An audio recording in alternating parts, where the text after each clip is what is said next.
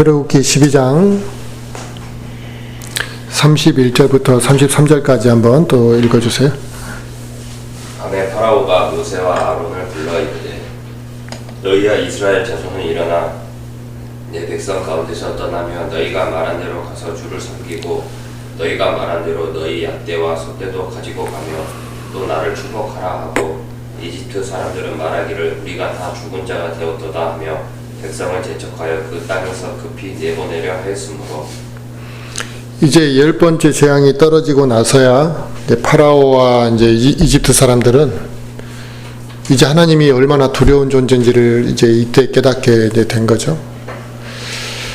그러니까 하나님을 이제 처음부터 두려워했다면 이집트도 이런 큰 손실을 입지 않아도 되는 거였죠.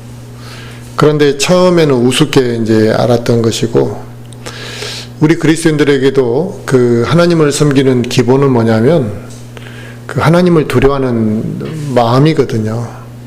그러니까 우리가 하나님을 두려워하는 마음을 갖고 살게 되면 당연히 겸손한 마음도 이제 우리가 갖추게 되는 것인데, 그 교회 안에서도 보면 이렇게 이제 교만한 마음들이 이제 드러나는 것은 하나님을 두려워하는 마음이 그들 안에 없기 때문에 아마 그렇다고 생각이 들어요. 그래서 이제 하나님을 두려워하지 않게 되면 어떤 하나님이 나에게 이제 그런 그 경고하시고 또 하나님께서 나에게 징계하신 것들을 우습게 이제 여긴다는 것이죠. 그래서 내가 하나님으로부터 그 받은 징계를 가볍게 여기면, 하나님을 두려워하지 않으면 그걸 가볍게 여기게 되고 또 그런 징계들을 자주 이제 받게 될 수밖에 없는 거죠. 그래서 하나님을 이제 두려워할 수밖에 없는 이집트의 지금 현재 상황이 이제는 하나님을 두려워할 수밖에 없는 이제 두려움을 느끼게 된 겁니다. 그리고 이제 하나님의 말씀대로 이집트 사람들은 이제는 오히려 이스라엘 백성들을 좀 제발 나가라고 재촉하는 상황이 되어버렸습니다.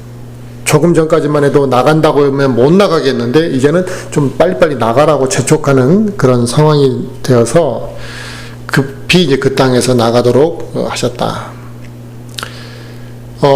이스라엘 사람들이 스스로 독립을 쟁취하려고 했다면 지금도 독립을 쟁취하기 위해서 그 많은 피를 흘리고 시간이 걸리고 고통을 당하잖아요. 그래서 이스라엘 백성들이 지금 스스로 이집트에서 독립을 하려고 했다면 아마 엄청난 희생과 고통과 또 심지어 실패를 했을 수도 있는 겁니다.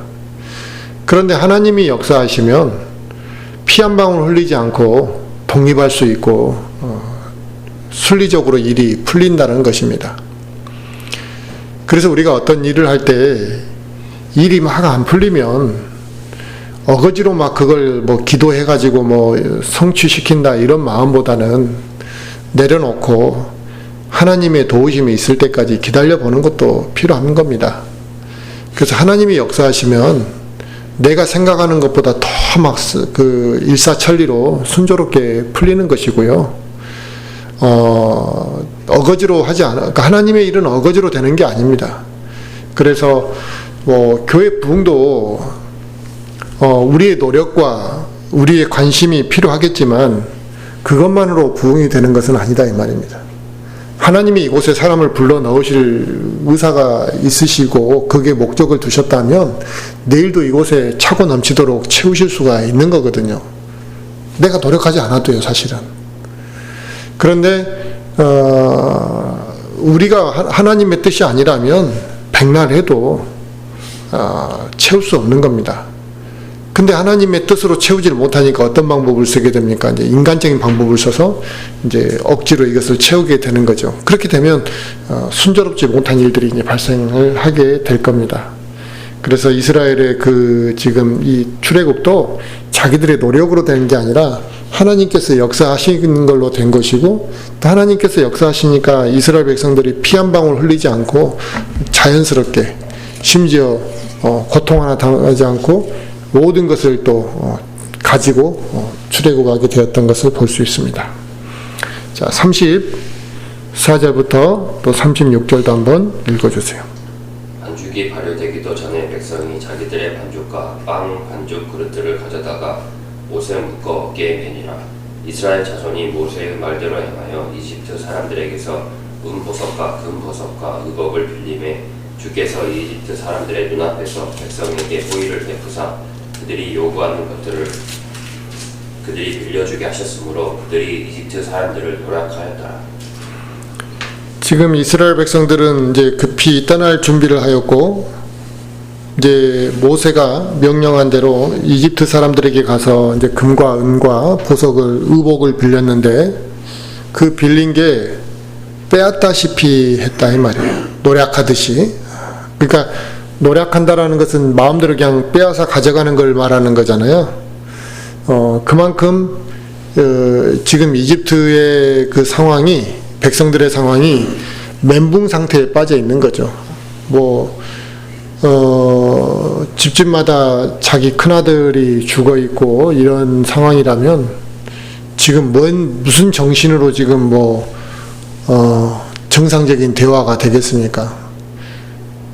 슬픔 중에도 자기 자식이 죽는, 그러니까 여러 장례식의 슬픔 중에서도 자기 자식의 장례가 제일 슬프다고도 하는데, 그것을 온 그 이집트 백성들이 이제 그 슬픔에 빠져 있었기 때문에 이제 하나님께서 그 명령을 하셔서 그들의 금과 은까지 다 빼앗아서 나오도록 하셨다라는 것입니다. 자, 그 다음 37절부터 39절도 한번 읽어주세요. 이스라엘 자손이 라암셋에서 떠나 숫곳에 이르렀는데 아이들 외에 걷는 남자가 약 60만 명이었으며 섞인 무리와 양떼와 소떼와 힘이 많은 가축도 그들과 함께 올라왔더라. 그들이 이집트에서 가지고 나온 반죽으로 누룩 없는 납작한 빵을 구웠으니 이는 그것이 발효되지 아니하였기 때문이더라. 그들이 이집트에서 쫓겨났으므로 지체할 수 없었으며 또한 자기들을 위해 아무 양식도 예비하지 못하였더라. 이집트를 나와서 하나님이 명령하시는 그 약속의 땅으로 걸어가는 사람의 숫자가 60만 명. 근데 이게 남자 숫자만 60만 명이라고 그랬습니다. 그러면 남자 숫자만 60만 명이라고 그랬으니까 아내가 있고 또 자식이 있다면 곱하기 3이나 곱하기 4를 해야 되는 거잖아요. 그러면 좋기 200만 명 정도의 숫자가 지금 이집트에서 출애굽을 했다라는 걸 알 수 있습니다. 우리 광주 인구가 140만 명 정도 됩니다. 그러니까 여기 있는 광주에 사는 사람들을 통틀어서 깐나내기까지 다 통틀어서 약 140만 명인데 200만 명이면 어마어마한 숫자가 이제 행렬을 하는 거거든요. 그 앞에서 하는 말이 뒤에서 들리지도 않을 겁니다. 이 엄청난 사람들이 그 출애굽을 했고 또 가축들의 수도 힘이 많았다 그랬습니다. 그러면 약 가구가 60만 가구였는데 60만 가구에서 양을 10마리씩만 데리고 와도 600만 마리의 가축들을 끌고 오는 겁니다. 그러니까 사람도 앞이 안 보일 정도로 어마어마한 그 길인데 가축도 어마어마한 그 길이로 이 사람들이 쫙 이 행렬로 이제 떠나는 거죠. 이 엄청난 숫자의 가축들과 사람들이 이동을 했는데 이들이 충분히 먹고 또 안전하게 이동을 했다라는 것은 이건 엄청난 그 놀라운 일이고요. 또 그들이 얼마나 많은 음식을 섭취했겠습니까? 동물들도 먹어야 되는 것이고요. 사람도 먹어야 되니까 얼마나 많은 음식이 필요했겠습니까? 또 그들이 먹는 물의 양만 해도 어마어마한 물의 양을 먹게 되는 거죠. 1리터씩만 해도 200만 리터인데 어마어마한 이건 양이거든요. 또 그들이 먹고 싼 것을 생각한다면 그 배설물의 양은 또 얼마나 어마어마하게 나왔겠습니까? 결국 하나님의 섭리적인 보호하심이 없었다면 단 며칠도 지속할 수 없는 그 여정이 45년 동안 지속이 된 겁니다. 그래서 우리는 이것을 그냥 한 무대기의 사람들이 이렇게 출애굽한 것처럼 우리 인식에서는 그렇게 되어 있지만 우리 머릿속에 그림을 다시 그려야 되는 거죠. 진짜 어마어마한 인구가 그 광야를 향해 다 그 먼지를 일으키고 가고 있고 가축들과 함께 간다라는 것을 보게 된다면 진짜 이건 장관이 아닐 수 없을 겁니다. 자, 40절부터 42절도 또 한번 읽어주세요. 이제 이집트에 거하던 이스라엘 자손의 머무는 기간은 430년이었더라. 430년이 끝나는 때 바로 그날에 주의 모든 군대가 이집트 땅에서 나왔으므로 그것은 그들을 이집트 땅에서 데리고 나오신 것으로 인하여 주를 위해 많이 지킬 밤이니라. 이 밤은 이스라엘의 모든 자손이 그들의 대대로 지킬 주의 그 밤이니라. 이스라엘 백성들이 이집트에 몇 년을 머물러 있었냐면 430년이라는 시간을 이집트에 머물러 있었습니다. 그러면 야곱으로부터 시작해서 그 후손들이 몇 세대가 이제 죽고 난 거죠. 그래서 이제는 그 할아버지의 할아버지, 그 증조할아버지, 고조할아버지가 했던 그 이야기들과 약속에 대해서 이제는 관심이 없는 이제 그런 세대의 사람들이 출애굽을 한 겁니다.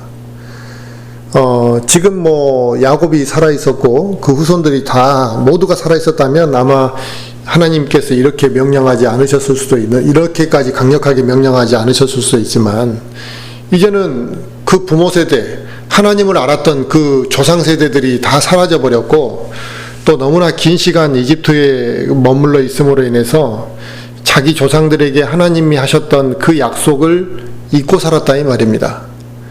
그래서 이제는 하나님께서, 신실하신 하나님께서 그들은 약속을 잊고 살았지만 하나님께, 우리는 그러잖아요.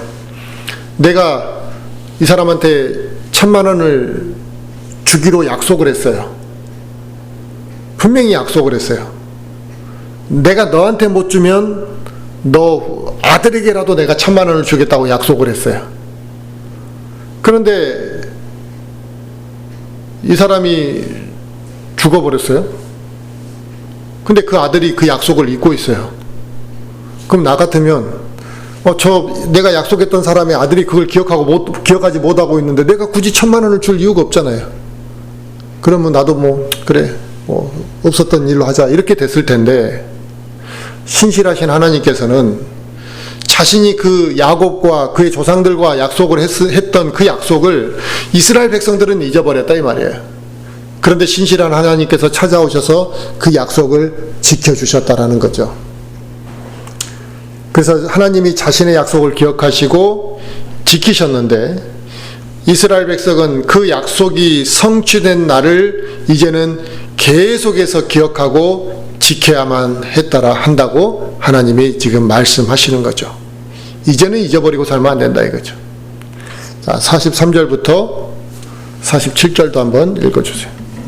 주께서 모세와 아론에게 이르시되 유월절 어린 양에 관한 규례는 이러하니라. 타국이는 그것을 먹지 못할 것이나 각 사람이 돈으로 산 종은 내가 그에게 할례를 행한 뒤에 그것을 먹을 것이며 외국인과 풀꾼은 그것을 먹지 못하리라.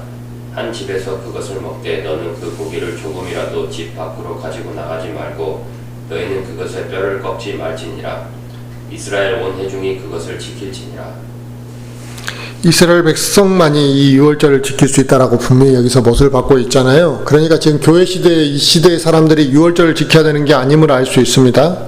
그래서 이스라엘 백성들만을 유월절을 지키는 것이고 이 음식을 먹을 수 있는 것인데, 이제 이스라엘 백성들 중에서 돈을 주고 산 종이 있었나 보죠. 타국인 종이. 이스라엘 백성이 아니지만 이제 그 종을 자기가 돈 주고 샀으면 그 종을 이제 포기하든지, 아니면 그 종이 유월절에 참여하게 하려면 그 종이 할례를 받은 경우에만 그 절기에 참여하고 먹을 수 있게 하셨다 이 말입니다. 또 그뿐만 아니라 유월절 양을 먹을 때 뼈를 부러뜨리지는 말아라 그랬대. 그러니까 그냥 그 산채로 그대로 구워서 뼈를 꺾지 말고 먹어야 됐다 이 말이에요. 그 이유는 아마도 그거겠죠.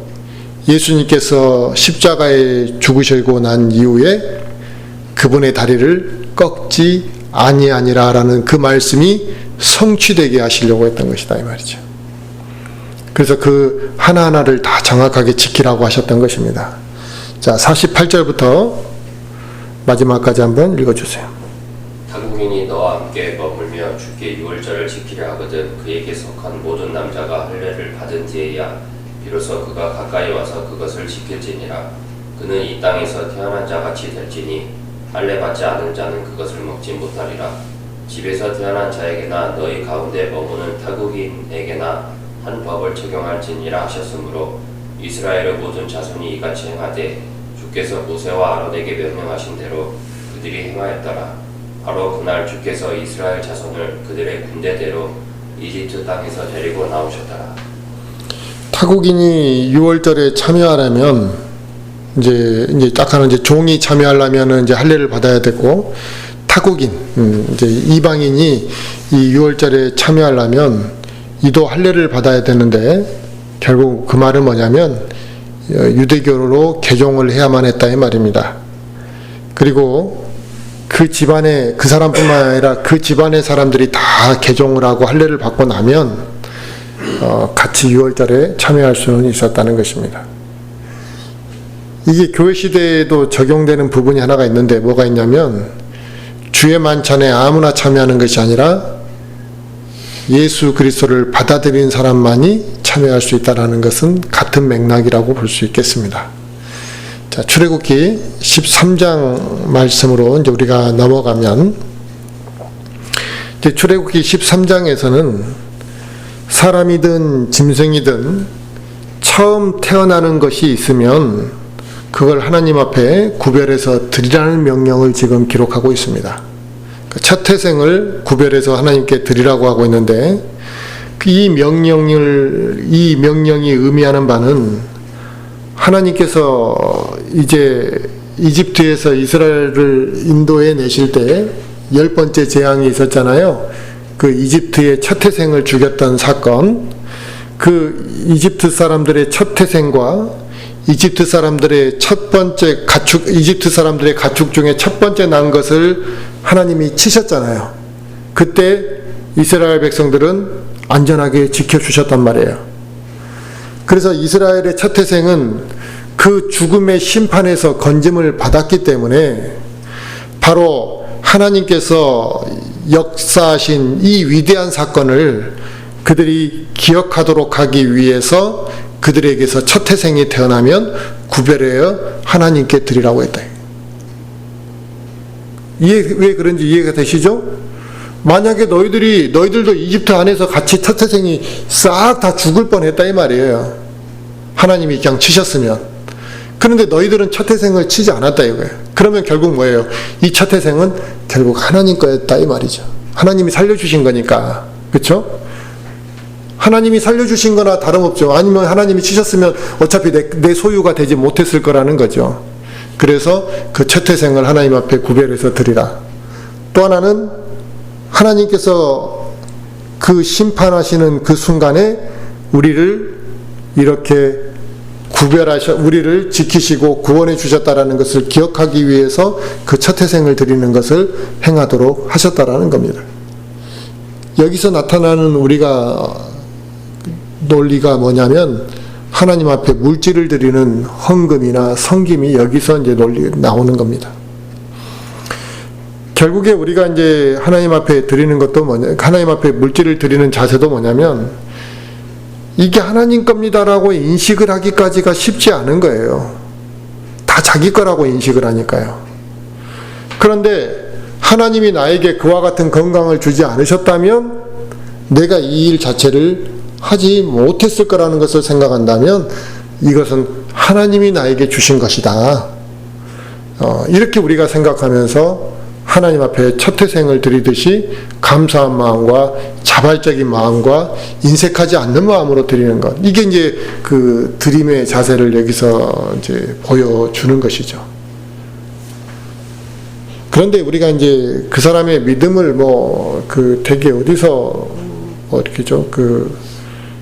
교회 활동 열심히 하고 봉사 열심히 하고 이런 데서 우리가 믿음을 보지만, 사람의 믿음은 제일 정확하게 보여주는 건 뭐냐면 하나님 앞에 자기가 무엇을 드리고 어떻게 드리느냐를 보면 제일 정확해요. 왜냐하면 돈 앞에 인색하고, 사람들은 돈 앞에서 다 계산적이기 때문에 그의 마음을 제일 정확하게 드러내는 부분은 물질을 드림에서 나타난다는 것을 알 수 있습니다. 자, 13장 1절과 2절을 한번 읽어주세요. 주께서 모세에게 말씀하여 이르시되 이스라엘 자손 가운데서 처음 난 모든 것 즉 사람이나 짐승을 막론하고 해를 여는 것은 무엇이든지 다 거룩히 구별하여 내게 돌리라. 그것은 내 것이니라 하시니라.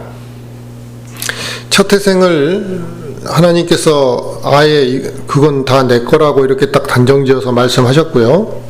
그래서 첫 태생을 구별해서 하나님께 드린다는 것은 하나님의 은혜가 아니었다면 우리의 첫 태생이 다 죽었을 거라는 것을 인정하는 것이죠. 그러니까 이 인정에서부터 출발하는 거예요. 이것은 하나님으로부터 온 겁니다. 나의 모든 것은 하나님 겁니다라는 것을 인정하는 데서부터 출발하는 것이고요. 모든 것이 그분으로 인해서 있고 또 그분이 우리를 구속해 주지 않았다면 결국 우리 그리스도인들도 그거죠. 하나님의 은혜로 우리가 구원받지 않았다면 결국 우리도 이 은혜를 모르고 살았을 것이고 지옥으로 우리가 갔을 거 아니냐 이거죠.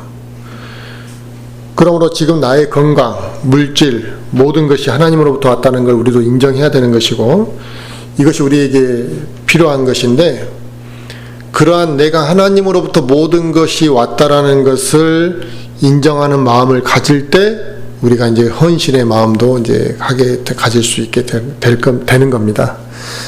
자, 그 다음 3절부터 7절 말씀도 한번 읽어주세요. 모세가 백성에게 이르되 이날을 기억하라. 너희가 이날에 이집트 곧 속박의 집에서 나왔나니 주께서 손의 권능으로 너희를 이곳에서 데리고 나오셨느니라. 누룩 있는 빵을 먹지 말라. 아비벌 이날에 너희가 나왔느니라. 주께서 너를 가나안 족속과 헷 족속과 아모리 족속과 히 족속과 여부스 족속의 땅 곧 그분께서 내게 주시려고 내 조상들에게 맹세하신 바 젖과 꿀이 흐르는 땅으로 데리고 들어가시거든. 너는 이 달에 이 예식을 지켜 이래 동안 누룩 없는 빵을 먹고 일곱째 날에는 주께 명절을 지킬지니라. 이래 동안 누룩 없는 빵을 먹고 누룩 있는 빵은 내게서 보이지 아니하게 하며 또 네 모든 지역에서도 내게서 누룩이 보이지 아니하게 할지니라. 이제 약속이 성취될 때 이제 무교절을 정확하게 지킬 것을 이제 강조하고 계시는데 무교절을 지키는 기간 동안에는 아까 빵을 어떻게 먹으라 그랬어요? 누룩 없는 빵만 먹으라 그랬습니다. 이 누룩은 죄를 상징하는 거라고 그랬죠. 이스라엘 백성들에게 구원받은 그 날을 기억하고 약속의 땅에 들어간 이후에도 그 절기를 지키라고 이렇게 명령하고 있는데 이것을 우리에게 적용한다면 아까도 말씀드린 것처럼 우리의 구원을 내가 기억하고 사는 것 그리고 그 구원의 그 은혜를 잊지 않고 살아가는 것 여기서 우리가 그것을 접목해 이 무교절을 지키는 것과 무교절을 지켰던 이스라엘 백성들의 그런 그 명령과 우리의 삶을 좀 적용해 볼 수 있는 것이라는 겁니다. 그래서 내가 어떻게 구원받았는가 그리고 그 구원받은 은혜를 내가 잊지 않고 계속해서 간증하며 살아가는가 이게 이제 중요한 이제 문제가 됩니다. 자, 8절부터 10절도 한번 읽어주세요. 너는 그날에 네 아들에게 보여주며 이르기를 이것을 행하면 내가 이집트에서 나올 때에 주께서 나를 위하여 행하신 일 때문이라 하고 그것을 너를 위해 네 손 위의 표적과 네 눈 사이의 기념물로 삼고 주의 율법이 네 입에 있게 하라. 주께서 강한 손으로 너를 이집트에서 데리고 나오셨나니 그러므로 너는 해마다 정한 때에 이 규례를 지킬지니라. 이 절기를 지키는 중요한 목적 가운데 하나는 출애굽 사건을 눈으로 목격하지 못한 이제 세대들이 생기게 되니까 그 출애굽 사건을 눈으로 목격하지 못한 그 후손들에게 그 날에 구원의 역사가 어떻게 임했는지를 가르치고 그들도 똑같이 하나님의 그 구원의 날을 기억하고 기념하도록 하기 위해서 이 절기를 지키도록 한 것이라 이겁니다. 그래서 이 규례는 매년 정한 때 반드시 지켜야만 했던 것인데 우리가 주일날 이렇게 예배를 드리러 나오는 것도 결국 그거예요. 이것은 쉬지 말고 우리가 절기를 지키고 하나님 앞에 경배를 드려야 되는 것이고, 이 시기에 이 상황을 통해서 우리가 계속 자녀들에게 하나님이 어떠한 분이신지를 우리는 가르치고 알려야 되는 의무가 우리에게 있는데, 지금 보면 자기 가족에게도 구원에 대한 것을 정확하게 우리가 심어주지 못하고, 또 교회를 데리고 나왔음에도 불구하고 그 아이가 구원에 대한 문제나 하나님을 섬기는 문제에 대해서나 이렇게 양육이 안 되다 보니까 점점 교회가 이제는 이렇게 타락해 간다 이 말입니다. 그리고 이제 하나님을 이렇게 찾았던 사람들도 자기만 하나님을 찾는 것으로 그냥 안주해버리고, 그 가족들이 다 같이 이 어떤 하나님을 섬기는 같은 마음을 품도록 간절한 마음으로 기도하고 인도하지 못하는 게 지금 현실이라 이 말입니다.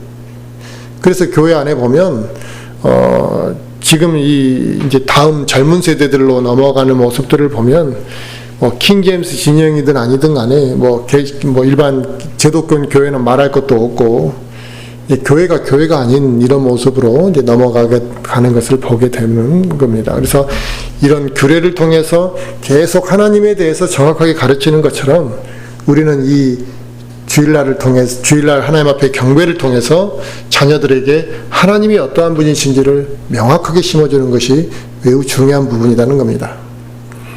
자, 그 다음 11절부터 13절 또 한번 읽어주세요. 주께서 너와 네 조상들에게 맹세하신 대로 너를 가나안 족속의 땅으로 데리고 들어가 그 땅을 내게 주시거든 너는 태를 여는 모든 것과 네가 소유한 짐승에게서 나오는 모든 첫 새끼를 구별하여 주께 돌리라. 수컷은 주의 것이 되리라. 너는 나귀의 첫 새끼는 다 어린 양으로 대속할 것이요 그것을 대속하지 아니하려거든 그것을 목을 꺾을 것이며 네 자손들 가운데 사람에게서 처음 난 모든 자는 대속할지니라. 첫 태생의 수컷은 하나님께 드려져야 했는데, 이것은 왜 첫 태생의 새끼를 하나님 앞에 드려야만 했는가? 조금 전에 이야기 드린 대로 이건 하나님이 우리를 구원하셨고, 하나님이 우리를 구원해 주지 않으셨다면 어차피 이건 내 소유가 될 수 없었다라는 것을 인정하는 거라 이 말입니다. 그래서 첫 태생을 희생물로 다 바치라 그랬는데, 단 사람하고 나귀는 첫 태생을 바치는 거에 예외가 됐습니다. 그건 그 첫 태생을 대신해서 양이나 다른 걸로 대속해서 바쳤다 이 말이에요. 왜냐하면 내 큰아들을 산채로 제물로 드릴 수는 없잖아요. 하나님이 그런 걸 원하신 건 아니다 이 말이에요. 그래서 첫 태생의 희생물로 바치라고 했는데 사람하고 나귀만큼은 예외로 인정하셨다. 그래서 그것을 안 드려도 된다는 게 아니라 다른 것으로 대체하도록 하셨다 이 말입니다. 그럼 사람은 어린 양으로 대체한다라는 게 이해가 되는데, 왜 나귀 새끼를 대체하라고 하셨는가? 사실 나귀는 정결하지 못한 동물로 간주되는데 왜 하나님께서 그러셨는가는 정확히 기록은 안 해놓으셨지만, 이 나귀가 그 당시에 여러모로 유익하게 사용되었기 때문에 아마 그런 것 같습니다. 짐을 나르든 밭을 갈든 뭐하든 이 나귀가 사용되는 부분이 너무 컸기 때문에 아마 이제 양으로 대체하도록 하시지 않았는가 싶습니다. 그래서 만약 나귀의 첫 태생을 희생물로 드릴 마음이 없으면 어떻게 하라 그랬습니까? 그 목을 부러뜨려 버려라 이 말이에요. 니도 갖지 말고. 하나님이 얼마나 단호하신지 알겠죠. 그래서 우리는 그 하나님을 섬길 때 은근히 간보면서 하나님을 섬기려고 하는 경향들도 있거든요. 하나님이 모르시겠지. 이거 하면 하나님이 해주실까? 이런 하나님을 간보듯이 좀 섬기는 경향이 있는데, 하나님은 분명하시고 확실하게 항상 말씀하시고 역사하시기 때문에 여기서도 그러니까 그럴 걸 미리 말씀하신 거죠. 희생물을 드리는 걸 아까워할 사람들이 있다라는 걸, 인간의 그 심리를 하나님이 미리 아시고 말씀하시는 거잖아요. 그래서 그 나귀를 대신해서 다른 것으로 대속해서 드리면 되는데 그것조차도 아까워하는 사람이 있다면 나귀의 목을 부러뜨려 가지고 첫 태생의 그 나귀의 목을 부러뜨려서 그런 것은 그럼 나도 안 받겠다 이 말이에요. 자, 14절부터 16절도 한번 읽어주세요. 이후에 내 아들이 내게 물어 이르되 이것이 무엇이니까 하거든 너는 그에게 이르기를 주께서 손의 권능으로 우리를 이집트 곧 속박의 집에서 데리고 나오셨느니라. 그때 바라오가 우리를 가게 하려 하지 아니하매 주께서 이집트 땅에 처음 난 모든 것은 사람에게서 처음 난 자든지 짐승에게서 처음 난 것이든지 다 죽이셨으므로 수컷으로서 태를 여는 모든 것은 내가 주께 희생물로 드리되 내 자손들 중에 처음 난 모든 자는 대속하나니 너는 그것을 내 손 위의 표와 내 눈 사이의 표로 삼으라. 주께서 손의 권능으로 우리를 이집트에서 데리고 나오셨느니라 할지니라. 이 첫 태생을 구별하여 하나님께 대속물로 드릴 때 옆에서 이제 그걸 막 지켜보는 이제 자식이 궁금해할 수 있잖아요. 아버지 왜마다 이렇게 이제 첫 태생이 나귀가 한 마리만 있는 것도 아니고 여러 마리가 있는 집도 있을 것이고, 그럴 때마다 아니 이렇게 또 양도 첫 태생이 있을 것이고, 그럴 때마다 이렇게 희생물을 막 자주 드리게 되니까 아니 이게 왜 무엇 때문에 이렇게 해야 됩니까? 라고 그렇게 이제 물어보게 되면 그 이유를 설명해 주라 이거예요.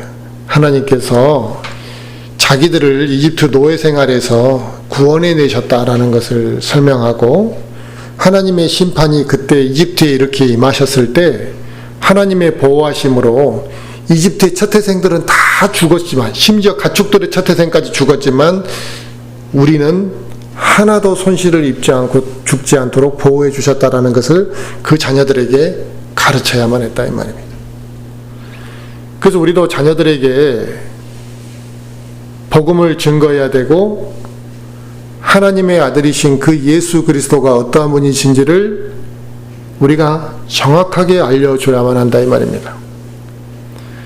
또 하나님께서 이집트를 심판하듯이 주님이 언젠가 다시 재림하시면 이 땅을 심판하실 것이라는 사실을 우리는 자녀들에게 가르쳐야 되는 것입니다. 나만 재림을 믿고 있다고 되는 건 끝나는 건 아닙니다.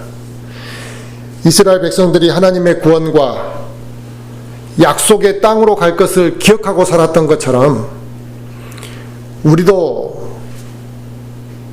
우리와 우리 자식들에게 하나님의 그 구원과 주님의 재림에 대해서 반드시 가르치고 잊지 않도록 해야 된다 이거예요. 그래서 교회를 같이 나오는 자식이 하나님의 구원에 대해서 관심이 없는데 그냥 교회만 나온다고 안주할 문제가 아니다 이 말이에요. 재림에 대한 갈망이 자식에게 없는데 그 재림에 대한 이야기를 우리가 소홀히 하면 안 된다는 것입니다. 그래서 이스라엘 백성들이 하나님을 이렇게 철두철미하게 절기를 지켜가고 그 절기의 의미를 자식들에게 부여하고 설명했던 것처럼 우리도 하나님을 왜 섬겨야 되는지에 대한 인식을 정확하게 심어주는 것이 중요한 문제라는 거죠. 자, 17절부터 19절 한번 읽어주세요. 바라오가 백성을 가게 하였을 때 블레셋 사람들의 땅에 있는 길은 가까울지라도 하나님께서 그들을 그 길로 인도하지 아니하셨으니 이는 하나님께서 말씀하시기를 혹시 이 백성이 전쟁을 보면 뜻을 돌이키고 이집트로 되돌아갈까 염려하노라 하셨기 때문이라. 그러나 하나님께서 홍해의 광야길을 통해 백성을 인도하시니 이스라엘 자손이 이집트 땅에서 나와 무장을 하고 올라가니라. 모세가 요셉의 뼈를 취하니라. 그가 이스라엘 자손에게 엄히 맹세하여 이르기를 하나님께서 반드시 너희를 찾아오시리니 너희는 여기에서 내 뼈를 가지고 올라갈지니라 하였더라. 약속의 땅으로 가는 가장 짧은 길은 블레셋이 거하고 있는 그 땅을 이제 통과해가지고 관통해서 곧바로 지중해 연안으로 가면 금방 도착할 수가 있는 거리였습니다.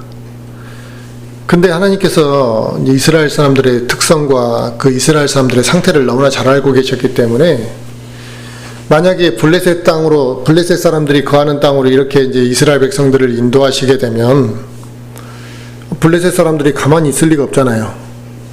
왜 우리 땅을 들어오냐고 이제 공격할 거라는 거죠. 그러면 전쟁이 시작될 텐데, 그 노예 생활만 하다가 430년 동안 노예 생활만 하다가 이집트에서 쫓겨나듯이 이렇게 나온 이스라엘 백성들이 감당하겠냐 이거예요. 블레셋 사람들이 막 공격을 해오면. 그 두려워서 아마 야 우리 안 되겠다, 무서우니까 다시 이집트로 돌아가자고 다시 빼게 버렸을 거라게, 뒤로 후퇴해 버렸을 거라. 그래서 그걸 아시고 하나님께서 광야의 길로 이렇게 인도하셨다는 것입니다. 하지만 그렇다 그래서 그 광야로 이렇게 돌아간다고 해서 그게 45년이 걸릴 길은 아니었던 거죠. 그냥 좀 더 멀리 돌아가게 하셨던 겁니다.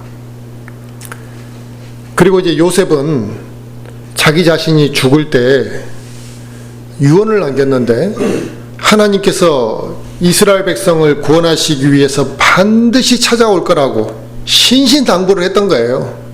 그러니까 요셉의 아들이 또 그 아들이 그 아들에게 계속 이 요셉의 유언을 얼마나 신신당부했으면 유언을 계속해서 남겼다라는 겁니다. 그 유언이 뭐냐? 하나님께서 반드시 이스라엘 백성을 구원하러 오실 텐데, 그때가 돼서 너희가 이집트를 떠나게 되면 내 무덤에 있는 내 뼈를 가지고 떠나라 이 말이에요. 그래서 이 유언이 400년 만에 이루어지게 되는 것입니다. 그래서 이것은 하나님께서 아브라함과 이삭과 야곱과 요셉에게 하신 약속이 어떻게 이루어지는 것인지를 보여주는 아주 놀라운 이야기다 이런 거죠. 자, 20절부터 또 22절까지 한번 읽어주세요. 그들이 스곳에서 이동하여 광야 끝에 있는 예담의 진을 치니라. 주께서 그들 앞에 가시며 낮에는 구름 기둥으로 그들의 길을 인도하시고 밤에는 불 기둥으로 그들에게 빛을 주사 낮과 밤에 가게 하셨으며 낮에는 구름 기둥을 밤에는 불 기둥을 백성 앞에서 치우지 아니하셨더라. 그 200만 사람만 약 200만, 가축도 뭐 수백만 마리의 그 긴 이제 행렬을 불기둥과 구름기둥으로 위에서 다 이렇게 보호해 주셨다라는 것은 정말 어마어마한 그 일이죠. 그래서 이처럼 하나님께서 그들을 불기둥과 구름기둥으로 보호하지 않으셨다면 그들이 광야에서 며칠 버틴다라는 것 자체가 불가능한 거거든요. 그래서 하나님께서 지금 우리와 함께 거하시면서 지금 우리 그리스도인의 삶도 마찬가지입니다. 지금 내 위에서 불기둥과 구름기둥과 같은 그 하나님의 인도하심이 있기 때문에 내가 지금 이 세상에서 이렇게 살아가고 있는 것이지, 하나님의 그 인도하심과 불기둥과 구름기둥 같은 보호하심이 우리에게서 떠나버린다면 우리는 여기서 버틸 힘과 여력이 없습니다.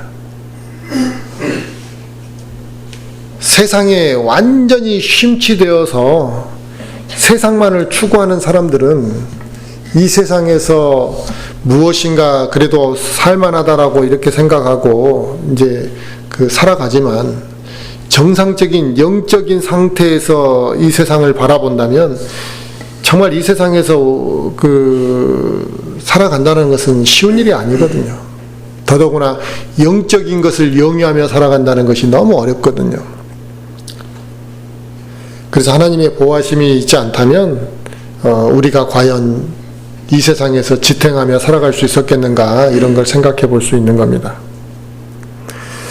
하나님께서 이스라엘 백성들을 이 척박한 땅, 그 광야에서 40년이라는 긴 세월을 보내게 하신 데는 다 이유가 있죠. 사실 그 아까 말한 대로 블레셋 땅을 이제 관통했으면 불과 몇 주면은 그냥 약속의 땅으로 그냥 가버릴 수가 있었습니다. 몇 주간이면. 그런데 그 몇 주 동안이면 갈 수 있는 길을 40년이라는 긴 시간 동안 이렇게 뺑뺑 몇 바퀴를 돌게 하신 데는 이유가 있다 이 말입니다. 그 그 이유가 무엇이겠습니까? 첫 번째는 이스라엘 백성들을 지금 그 상태에서 약속의 땅으로 바로 집어넣을 수가 없었다 이 말입니다. 그래서 훈련을 시켜야 될 시간이 필요했다. 첫째는 그들이 노예 생활을 하는 동안 그 400년 가까운 노예 생활을 하면서 그들이 이제 하나님을 잊고 살았기 때문에 그렇게 살아온 사람들이 하나님을 강하게 신뢰하고 순종하는 믿음을 가질 수는 없을 거 아닙니까? 그래서 하나님을 더욱더 강하게 신뢰하고 순종하는 그 마음을 갖도록 하기 위해서 광야 생활을 40년 동안이나 하게 하셨다 이 말입니다. 그 훈련을 하는데 40년이라는 시간이 걸렸다 이 말이에요. 그런데 우리가 성경 좀 1년 좀 배웠다고 내 믿음이 그냥 푹 자라고 성장했다고 착각하는 사람들이 있다라는 것입니다. 그건 그렇지 않습니다. 신명기 8장을 한번 보실까요?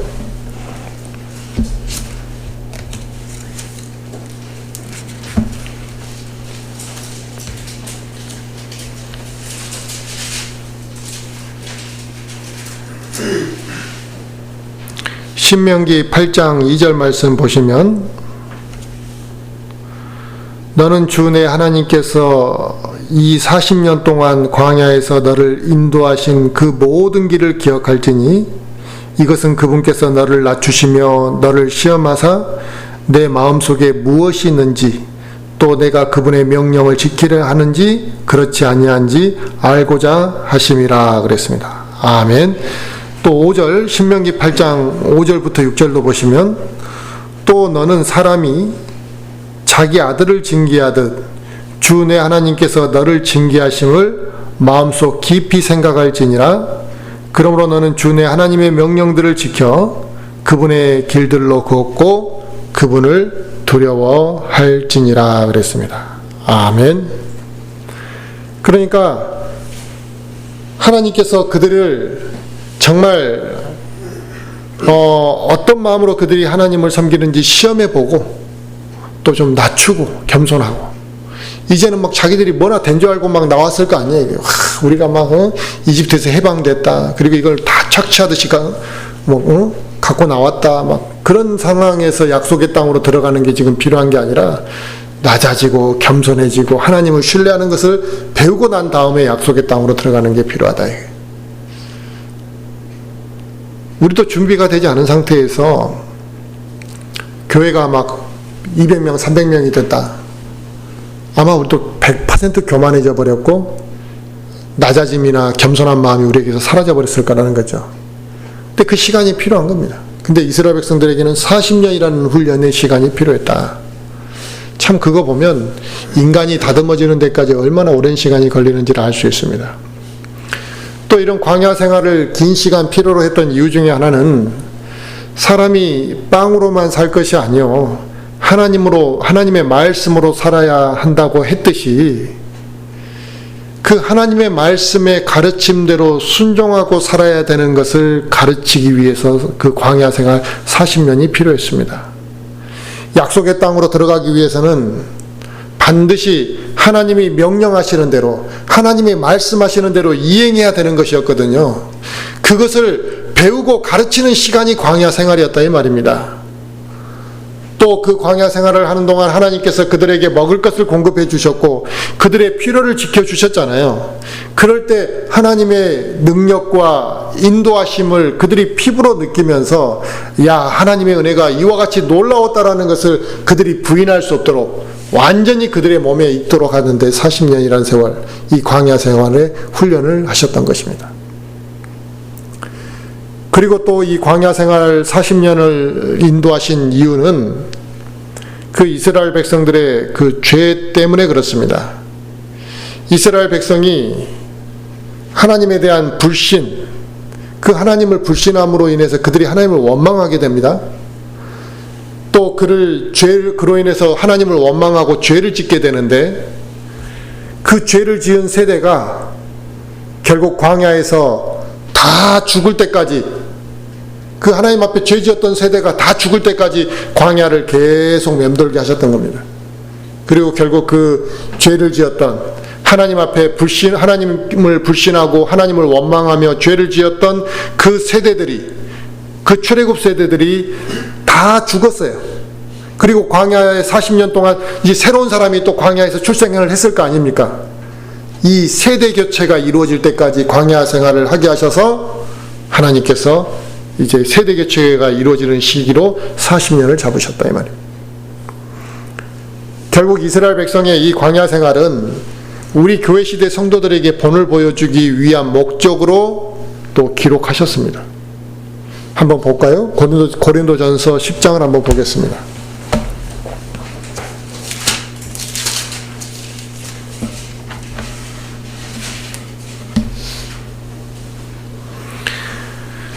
고린도전서 10장 1절부터 쭉 보시면, 또한 형제들아 나는 이것을 너희가 모르기를 원치 아니하노니 곧 우리 조상들이 다 구름 아래에 있고 모두 바다를 지나며 모두가 구름과 바다 속에서 모세에게로 침례를 받고 모두가 같은 영적 음식을 먹으며 모두가 같은 영적 음료를 마셨느니라. 그들이 자기들을 따라가던 영적 반석으로부터 마셨는데 그 반석은 그리스도였느니라. 그러나 하나님께서 그들 중에 많은 사람들을 매우 기뻐하지 아니하셨으므로 그들이 광야에서 쓰러졌느니라. 이런 일들이 우리의 본보기가 되었으니 이것은 그들이 탐한 것 같이 우리도 악한 것들을 탐하지 아니하게 하려 함이라. 그들 중에 어떤 자들과 같이 너희는 우상 숭배자가 되지 말라. 이것은 기록된 바 백성이 앉아서 먹고 마시며 일어나서 뛰놀더라 함과 같으니라. 그들 중에 어떤 자들이 음행하다가 하루에 23,000명이 쓰러졌으니 우리는 그들과 같이 음행하지 말자. 또한 그들 중에 어떤 자들이 그리스도를 시험하다가 뱀들에게 멸망을 당하였으니 우리는 그들과 같이 시험하지 말자. 또한 그들 중에 어떤 자들이 불평하다가 파멸시키는 자에게 멸망을 당하였으니 너희는 그들과 같이 불평하지 말라. 이제 이 모든 일은 그들에게 본보기로 일어났으며 또 그것들은 세상 끝을 만난 우리를 훈계하기 위해 기록되었느니라. 그런즉 스스로 서 있는 줄로 생각하는 자는 넘어지지 않도록 주의할지니라. 사람에게 공통적으로 있는 시험 외에는 너희가 어떤 시험도 당하지 아니하였나니 하나님은 신실하사 너희가 감당할 수 있는 것 이상으로 시험 당하는 것을 너희에게 허락하지 아니하시고 또한 그 시험과 함께 피할 길을 내사 너희가 능히 그것을 감당하게 하시느니라. 아멘. 지금 이 본보기로 기록해 놓으셨다 그랬잖아요, 우리에게. 그들처럼 우리도 하나님 앞에 악하게 살아서는 안 된다 이 말입니다. 이들이 지금 이집트에서 출애굽을 한 이후에도 이런 악을 행했을 때 하나님이 징계하셨던 것처럼 구원받은 그리스도인이 구원받고 난 이후의 삶을 이렇게 아주 하나님 보시기에 합당하지 않게 살게 되면 하나님이 그 사람을 가만히 내버려 두지는 않으실 거다 이 말입니다. 광야 생활은 우리 그리스도인들이 이 광야 같은 세상에서 어떻게 살아가야 되는지, 이 광야 같은 세상에서 우리가 저 하늘나라를 소망하고 품고 살아가는 것, 그들은 광야에서 약속의 땅을 기대하고 막 살아갔던 것처럼 우리는 이 광야 같은 세상에서 하늘나라에 대한 소망을 품고 살아가는 사람들입니다. 그러기 위해 삶의 모든 문제들이 있잖아요. 시련이 있잖아요. 이 어려운 문제들을 우리가 이 세상에서 어떻게 풀어가야 될지를 알려주는 것이 이 출애굽기 사건이다 이 말입니다. 그래서 이것을 위해서 우리에게 기록해 놓았다. 그래서 우리는 이것을 통해서 우리의 삶을 돌아봐야 된다 이거죠. 오늘 말씀 여기까지 전하겠습니다. 기도하겠습니다.